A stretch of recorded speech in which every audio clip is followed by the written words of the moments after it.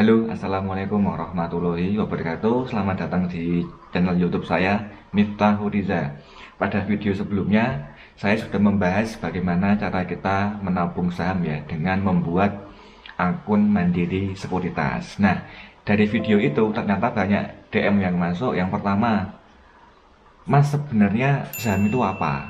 Jadi yang kedua, bagaimana agar kita bisa mempunyai saham? Terus yang ketiga, ada juga yang bertanya, siapa saja orang yang bisa investasi saham?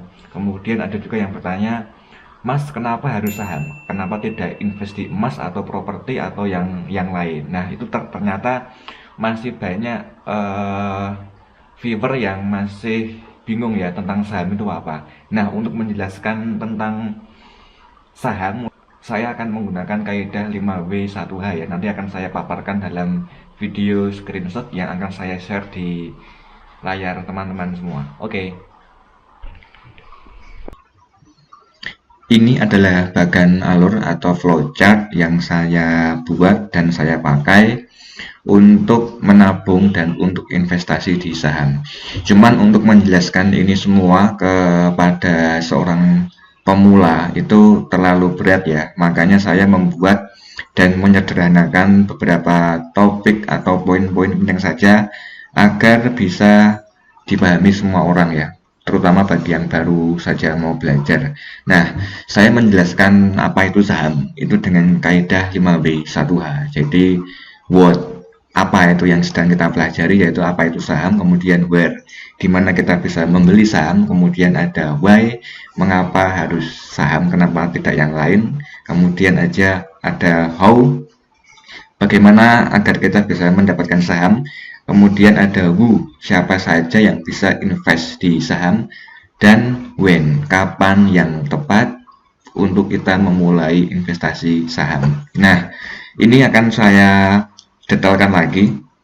Ini ya. Nah, yang pertama itu what.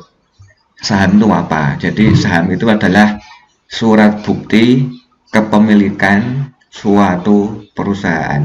Saya mengambil sampel di sini yang kemarin barusan saya dapatkan datanya. Misalkan ada Bank BTPN Syariah ya, Bank Tabungan Pensiunan Nasional Syariah.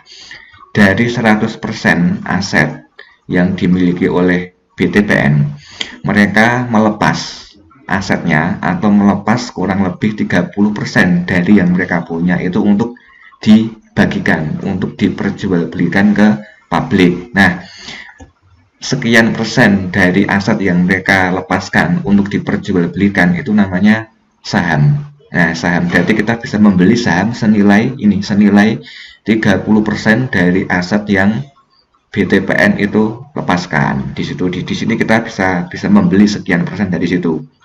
Nah, jadi jika saham itu adalah bukti kepemilikan kita atas suatu perusahaan, berarti jika kita membeli saham suatu perusahaan, kita akan mendapatkan bukti ya, bahwa kita mempunyai sekian persen dari saham yang perusahaan itu jual, gitu. Nah, saya ambil contoh lebih sederhana. Jadi, jika kita membeli mobil, bukti surat kepemilikannya itu adalah berupa STNK dan BPKB, oke ya. Dan ini fisik, bisa dilihat, bisa dipegang, bisa di sobek ya, karena memang bentuknya real. Kemudian jika kita membeli rumah, kita akan mendapatkan bukti kepemilikan rumah itu berupa sertifikat dan sama ya, bentuknya fisik, bisa dipegang, bisa diraba, bisa dilipat dan sebagainya. Tapi jika kita membeli saham, ini saham, kita membeli saham suatu perusahaan, bukti kepemilikan kita atas saham yang kita beli itu namanya adalah portofolio. Dan portofolio itu bentuknya bukan kertas, bukan tumpukan buku, tapi bentuknya adalah digital. Artinya bukti kepemilikan saham itu tidak bisa kita pegang, tidak bisa kita raba, karena bentuknya adalah digital. Di bahasa investasi disebutkan dengan istilah digital asset atau aset digital. Jadi sesuatu yang berharga tapi bentuknya adalah digital, tidak bisa kita pegang, tidak bisa kita lipat dan sebagainya ya. Nah, contohnya ini, saya misalnya membeli, ini akun saya pribadi dari Mandiri Sekuritas, saya membeli saham dari perusahaan air minum Cleo dan dari telekomunikasi XL ya. Jumlah saham yang saya beli itu adalah 30 lot untuk air minum Cleo dan 3 lot untuk XL. Satu lotnya itu adalah 100 lembar atau 100 bundle. Artinya saya mempunyai 300 lembar bukti kepemilikan saham saya di Cleo dan mempunyai 300 lembar bukti kepemilikan saham saya di XL. Jadi jika kita membeli katakanlah sayuran, satuannya mungkin 1 kilo, 2 kilo, kita membeli air satuannya liter, kita membeli tanah satuannya hektar. Tapi jika kita membeli saham, satuannya itu adalah lot. Satu saham yang kita beli berarti adalah satu lot minimalnya. Satu lot itu terdiri dari 100 lembar ya. Saya ulangi, satu lot terdiri dari 100 lembar. Artinya jika saya membeli 30 lot saham di Cleo, artinya saya mempunyai 3000 lembar saham di perusahaan air minum Cleo. Nah, oke ya. Jadi bentuknya digital dan 3000 lembar ini tidak berarti saya punya tumpukan 3000 lembar kertas, bukan. 3000 lembar itu hanyalah angka yang tertera di portofolio. Jadi portofolio adalah bukti kepemilikan saham dalam bentuk digital. Nah, oke ya, itu membahas tentang word dulu, apa itu saham biar tidak bingung. Nah, kemudian lanjut lagi di sini ya, di where. Jadi setelah kita tahu apa itu saham, lalu where. Saham itu bisa dibeli di mana? Jika kita membeli sayuran, kita bisa datang ke pasar langsung. Kita membeli motor, kita bisa datang ke showroomnya.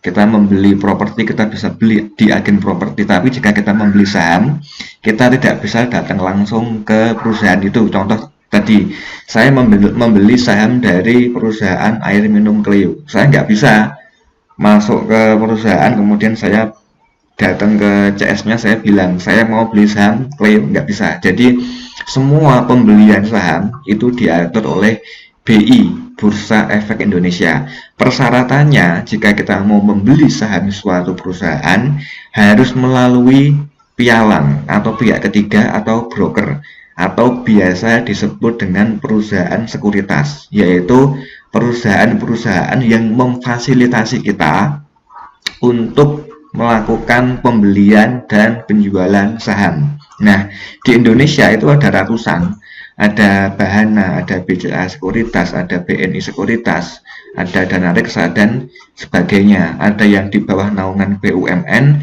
ada yang swasta, ada yang konvensional, ada juga yang syariah. Tergantung nanti Anda lebih nyaman di mana, karena setiap lembaga punya kelebihan dan punya kekurangan, tergantung nanti Anda memutuskan mau yang mana.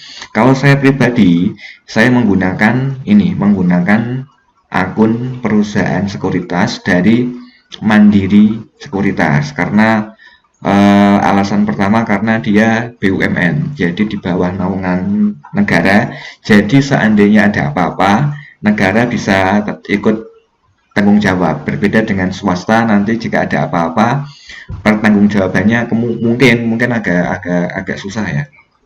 Jadi saya memutuskan untuk perusahaan sekuritas memilih yang BUMN. Kemudian lanjut lagi di where. Setelah kita tahu apa itu, kemudian kita tahu bagaimana membelinya, kemudian where, di mana kita bisa membeli perusahaan saham, di mana kita bisa membeli saham yang kita mau pilih. Kita bisa mencari di Google ya, berarti kita harus tahu dulu nih, jika kita mau membeli saham, kita harus dulu menemukan perusahaan sekuritas apa yang kita pilih. Perusahaan sekuritas atau perusahaan tempat di mana kita melakukan jual beli itu bisa di search di Google ya. Kita bisa mencari di sini, kata kuncinya broker IDX. Jadi perusahaan-perusahaan resmi yang melakukan penjualan pembelian saham di bawah naungan IDX. IDX itu adalah situs resmi dari BI, Bursa Efek Indonesia. Saya langsung contohkan di sini. Misalnya saya ketik Google di sini ya. Kita ketik broker IDX, kemudian kemudian kita memilih yang ini, yang situsnya idx.co.id, ringkasan broker IDX. Di sini nanti akan dipaparkan semua daftar perusahaan-perusahaan tempat di mana kita bisa melakukan pembelian saham ya. Ada ratusan, ada yang swasta, ada yang negeri. Contoh, saya mau investasi di sini, misalnya Pacific Sekuritas Indonesia. Tinggal saya copy, kemudian saya cari datanya di Google ya. Nanti kita bisa mendaftar di sini, oke ya. Jadi seperti itu, tergantung nanti Anda mau memilih yang mana di sini. Mau memilih perusahaan sekuritas apa yang kira-kira paling Anda yakini, seperti itu. Kemudian, why? Kenapa kita harus menabung dan investasi saham? Karena banyak pertanyaan yang masuk, kenapa tidak tabungan, kenapa tidak deposito, kenapa tidak emas, kenapa tidak obligasi, dan sebagainya. Kalau saya, terus terang, saya melakukan semuanya. Saya juga menabung, juga deposito, juga emas, juga obligasi. Cuman dari semua aset alokasi yang saya sebar, itu yang memberikan potensial keuntungan paling besar adalah saham. Karena ini dari data juga menyebutkan ya, rata-rata return per tahun dari tahun 2006 sampai tahun 2016 versi BI itu keuntungan rata-rata saham per 10 tahun itu adalah 17,52%. Jadi jika kita menabung saham katakanlah 10 juta, kita bisa mendapatkan keuntungan itu sampai 11.500.000. Jadi kenaikannya sangat besar, dan ini rata-rata. Bisa lebih, bisa juga kurang, tergantung kita nanti investnya tepat atau tidak dan di perusahaan yang benar atau tidak. Tapi dari semua aset alokasi, yang memberikan tingkat profit untung paling tinggi adalah di saham, seperti itu. Kemudian di sini bagaimana ya? Bagaimana kita membeli saham? Seperti tadi yang sudah saya bilang, kita membeli saham tidak bisa langsung ke perusahaan, tapi harus melalui namanya perusahaan sekuritas. Berarti kita harus memilih dulu nih, memilih daftar perusahaan sekuritas apa yang akan kita pilih untuk melakukan pembelian saham, kemudian mendaftarkan akun kita di sana, dan kita bisa melakukan jual beli di akun perusahaan sekuritas. Kita melakukan jual beli melalui perantara akun perusahaan sekuritas yang sudah kita pilih. Nah, kemudian siapa yang bisa membeli saham? Itu tentunya ada persyaratan ya. Yang pertama itu harus punya KTP dulu, kedua harus punya rekening bank. Ini yang saya maksudkan adalah rekening bank konvensional. Jadi nanti jika kita sudah invest di saham, kemudian kita mendapatkan keuntungan atau mungkin kita mau menjual aset saham kita akan menarik uang kita di saham ke rekening bank konvensional. Itu mengapa alasan yang kedua harus mempunyai rekening bank konvensional. Kemudian yang ketiga, kita harus mempunyai NPWP. Seperti itu, dan persyaratan ini adalah persyaratan umum yang dibutuhkan saat kita akan membuat akun sekuritas. Contohnya seperti ini ya. Saya invest di perusahaan sekuritas namanya Mandiri Sekuritas, contoh ya. Atau Anda mungkin mau membuat akun untuk jual beli sahamnya melalui Mandiri Sekuritas. Kita bisa ketik di Google, kemudian nama situsnya adalah ini, mos.co.id. Anda sudah memutuskan misalnya mau menabung saham melalui akun Mandiri Sekuritas. Kemudian jika Anda belum mempunyai akun, Anda harus membuat akunnya dengan cara register. Nah, di sini untuk pengguna baru Anda bisa klik daftar baru. Nah, begitu kita klik daftar baru, dari pihak Mandiri Sekuritas langsung menyodorkan 3 persyaratan. Yang pertama, foto KTP-nya, kemudian yang kedua ada NPWP, kemudian yang ketiga adalah akun Mandiri konvensional, rekening bank Mandiri. Berarti proses ini akan berjalan lancar saat Anda menyiapkan ketiga ini, seperti yang saya tadi sebutkan di sini, KTP, rekening bank konvensional, dan NPWP. Sebenarnya Anda bisa saja melewati ini. Contoh, saya tidak punya KTP, saya ini ya. What if my KTP is not a KTP? Atau Anda belum mempunyai NPWP? Bisa saja, what if I don't have NPWP? Tapi nanti persyaratan dan formulir yang Anda isi akan semakin panjang. Nah, saran saya, sebelum kita melangkah lebih jauh, saya menyarankan untuk melengkapi dulu persyaratan standar yang dibutuhkan agar nanti prosesnya bisa berjalan dengan lancar seperti itu. Oke, kemudian ini ya, when. Kapan? Setelah kita nanti mempunyai akun sekuritas untuk trading saham atau untuk jual beli saham atau untuk menabung saham, sekarang pertanyaannya kapan ya? Kapan kita membeli saham? Tentunya jika kita mau membeli barang, kita pasti akan mencari harga yang lebih murah, entah itu diskon, entah itu grosir, entah itu dapat potongan harga dan sebagainya. Saham pun demikian. Alangkah baiknya jika kita membeli saham itu saat harganya itu murah. Berarti murah itu banyak faktor ya. Bisa saja perusahaannya lagi agak turun penjualannya, atau perusahaan itu adalah perusahaan yang baru tumbuh. Jadi grafiknya masih di bawah, sebelum dia naik ke atas kita membeli di sini.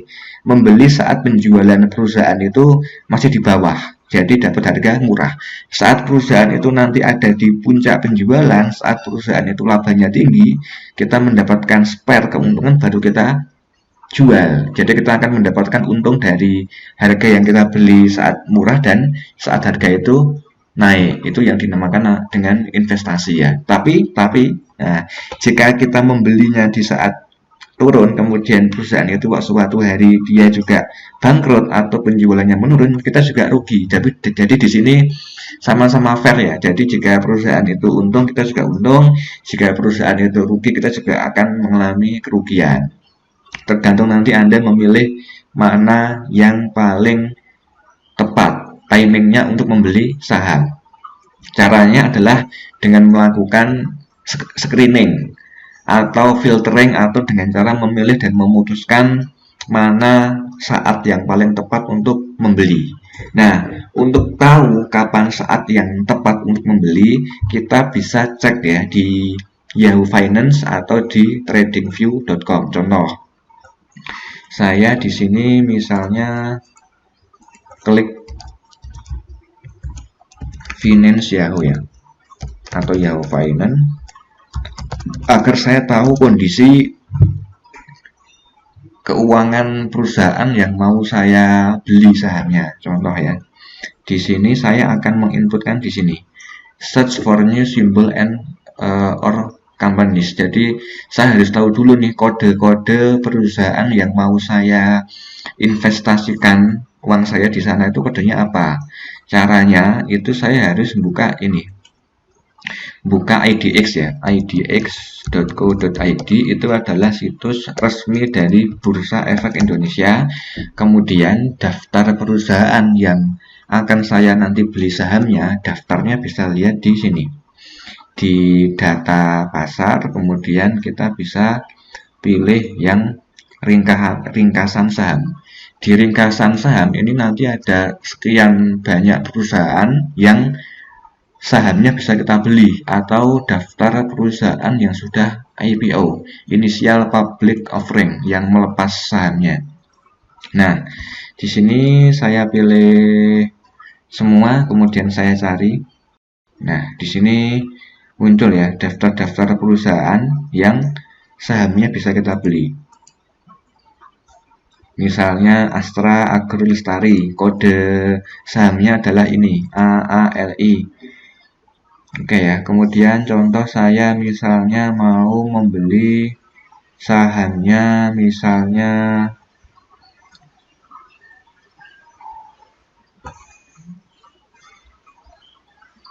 ini ya, ADRO. ADRO itu adalah perusahaan tambang dan energi. Kodenya adalah ini, ADRO. Berarti kode ini akan saya cek di Yahoo Finance dengan cara memasukkan kode sahamnya atau kode perusahaan, kemudian saya cari di sini.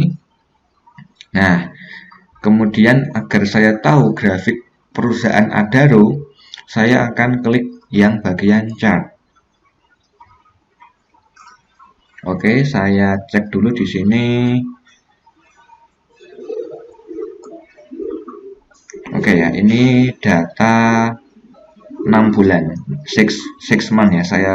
Saya klik yang 6 month di sini. Nah, di sini 6 bulan terakhir itu grafiknya naik turun dan susah diprediksikan. Tapi jika kita melihat kenaikannya di sini, ini setelah turun naik, ini turun, kemungkinan ini akan naik, akan kembali ke kondisi semula di sini kemungkinan. Nah, untuk memantapkan apakah ini benar naik atau tidak, kita bisa menggunakan lagi situs namanya TradingView. TradingView.com itu untuk memberikan saran kita apakah ini baiknya beli atau baiknya kita menjual saham. Kita klik di tradingview.com, kemudian kode perusahaan kita masukkan ke sini ADRO, kemudian saya enter. Nah, di sini kemudian kita bisa klik yang technical. Kemudian nanti di sini, nah dari pihak TradingView itu akan memberikan saran ya, bahwa karena grafiknya dari Adaro tadi diperkirakan dia akan naik ke posisi sebelumnya, maka dari pihak TradingView menyarankan untuk buy. Berarti kita bisa membeli saham di Adaro, dan ini moving average, kenaikan rata-ratanya ini lagi naik-naiknya, ini juga diperkirakan akan naik, sehingga disarankan untuk membeli. Tapi ini baru saran dari ini ya, dari analisis sederhana, dari timingnya. Kalau untuk nanti analisis yang fundamental nanti akan lebih detail lagi, cuma nanti analisis fundamental akan dijelaskan di video berikutnya karena itu akan lebih detail dan lebih panjang. Berarti untuk kesimpulan secara awal, ini grafiknya ke depan akan naik dan disarankan untuk membeli. Nah, kita bisa mulai investasi di Adaro dengan nominal yang kecil dulu, kecil bertahap, nanti kalau sudah naik baru kita jual bertahap. Nah, kurang lebih seperti itu penjelasan saham dari saya secara sederhana. Nanti untuk bagian-bagian yang lebih detail akan saya buatkan di video berikutnya setelah Anda nanti mengerti dan praktek pelan-pelan ya. Oke, semoga video ini bermanfaat. Assalamualaikum warahmatullahi wabarakatuh.